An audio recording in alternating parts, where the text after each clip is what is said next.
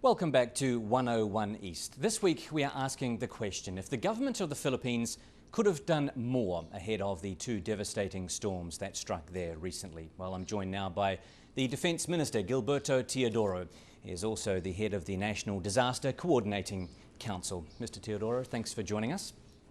First of all, the NDCC and you as its leader have come under a lot of criticism for its handling of those two storms before, during and after. How do you respond to that criticism? Well, I'll just respond with the words not of myself, but of the United Nations missions here, that we responded as effectively and as quickly as our resources would enable us to do so. And we responded much quicker than other countries, even more developed countries. Like in Katrina, it took them 2 days to do so. We were responding immediately. Of course, the reach was limited because of the constraints which we suffered. But probably an objective assessment will show, and the United Nations has said it, that we responded as best as we could given our resources. So resources, are they a key issue for you? Oh, because yes, if you look at the documents, the statements that were coming out of the NDCC during Ketsana, we're saying that you had 12 rubber boats in action, you had 8 ambulances, a couple of helicopters. That's nowhere near enough, is it? It's not enough, but it's a question of who should provide them.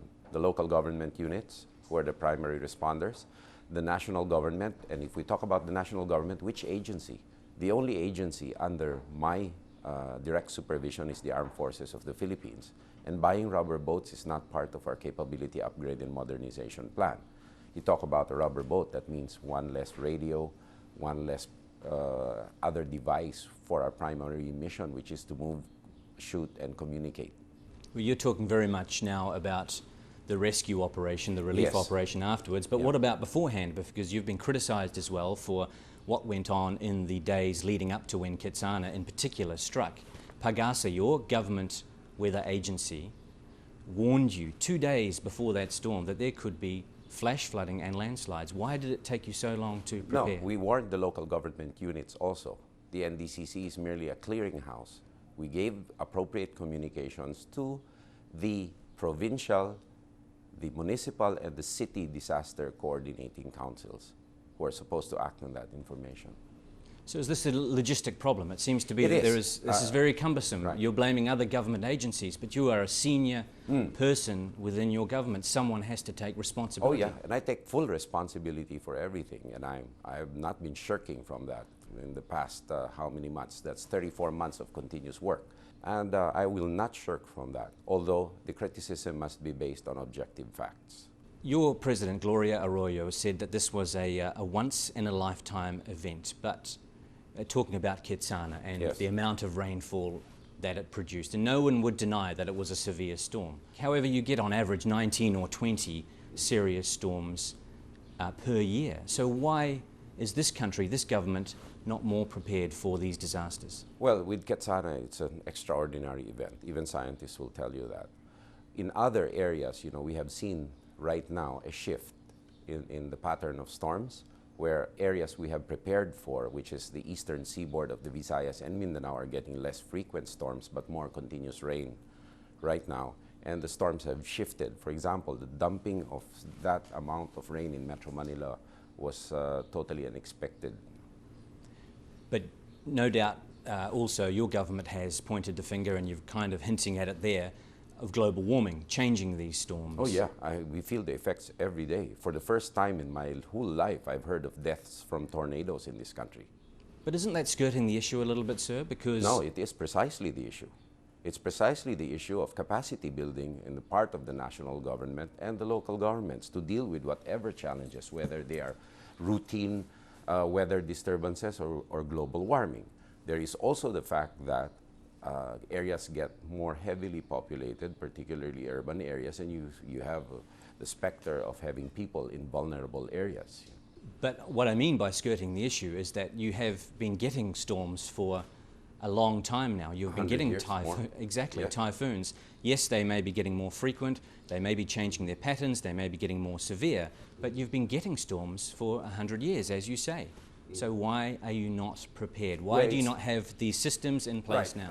Well, systems cost money, and preparation for disasters will cost a lot of money, which should go to education, social services, and the like.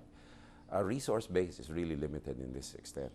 Even with local governments who are constrained by law from using a portion of their earnings for calamities in terms of preparedness, they can only use what the calamity portion of their resources if there is an actual calamity, and that's by law.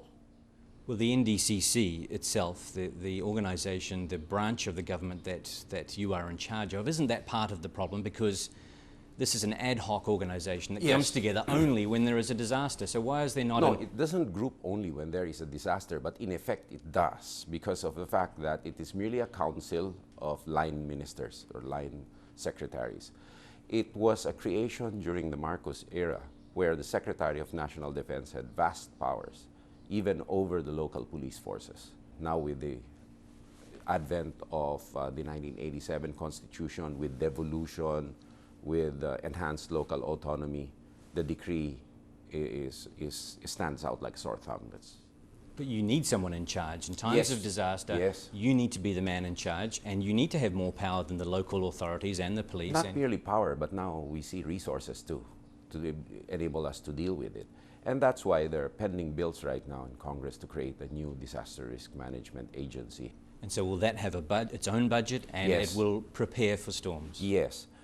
It will prepare to augment local governments in a direct manner by having its own rescue capacities and rescue equipment in case local government units are overwhelmed. So you, by the sounds of it, are admitting that the current setup, which was in place during these two particularly bad storms, simply hasn't worked? No, it has not worked, definitely. And we're overstretched in terms of personnel capacity, in terms of resources. That's why we had to ask for international humanitarian assistance. Why then has it taken so long then? You say that it hasn't worked. You've had, like I said before, severe storms. Well, why has it taken until now that's for the part of government to democracy. realize that, hello, this system is not working, What's that we government? need to change? Government is part executive and legislative, and it just got caught up in the legislative grind. And right now, fortunately, Congress has taken charge of it, and the Senate has passed the bill, the House has followed. A lot of the deaths that occurred during these two storms were due to poor planning, poor urban planning, people living in the wrong places. Why have people been allowed to build houses in danger zones, like along riverbanks, beneath mountains, which are in danger of collapsing? Not only that, on lake beds themselves. Why were construction activities allowed in the lake bed? Well, right now, I think that's a good question that everyone, if our generation, must find out. So why has it been allowed to happen? Your government has been in power since 2001. We want to find out, because these structures have been there long, long before. But it's too late to find out. Your government is about to leave office. No, the private reconstruction, public-private sector reconstruction commission will find out. That's why it is a partnership between the private and the public sector, so it outlasts regimes or administrations. But these people have been building in these areas and living in these areas long before you came to power, your government came to power. Yeah, and 2001, why did you not address these issues then? Because you get storms every year.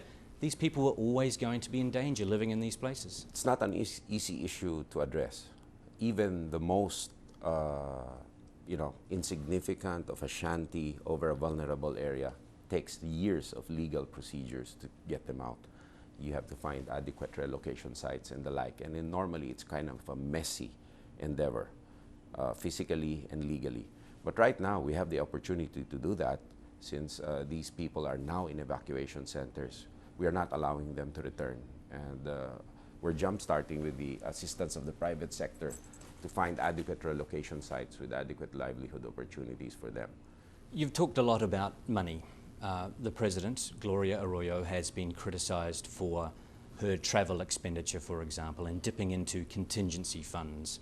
Surely money like that could be better used in situations like that, because, as you say, a large part of the problem here was money and a lack of resources. And here you have a president who's spending what her people say in her country is far too much money on travelling overseas. Well, that's also a mindset of a myopic view, because each travel of the president has some economic purpose to it, as proof. And in fact, because of the continued remittances of our foreign workers abroad and continued favorable reviews of our economy, investments continue to pour in. I'm sure they can answer that better than me.